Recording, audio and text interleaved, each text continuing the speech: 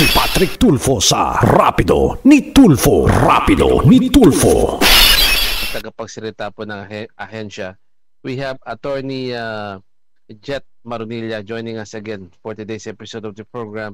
Attorney Vincent, good morning. Welcome to the program. Good morning, Sir Pat, and good morning po sa lahat ng nanonood na nakikinig sa programa, sir. All right, sir. I hope you're feeling much better than I am. Medyo yung init siguro, attorney. I think it's the heat is getting galing din ako to me. Anyway, ingat ka, boss. Hindi ka dapat makakasakit. Anyway, attorney, ay kahapon yata, I think you had a meeting with the DMW. Is it okay to ask you kung ano yung meeting na yan? If it's okay for you to tell us, sir. So, sir, it's a coordination meeting for preliminary steps, no? For the Davao shipment, yung unahong subject ng ating deed of donation.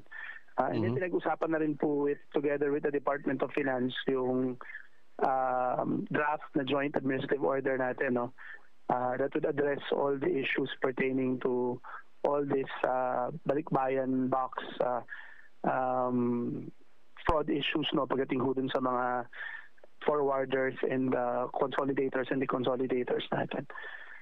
So dun po sa meeting, although na-inform tayo ng DMW na yung deed of donation po is still with them, they're also saying that they're already ready, no, to coordinate with the proper offices of the Bureau of Customs for advance actions relative to dun po sa balikbayan box na nasa Davao, no, which is the subject of the first deed of donation.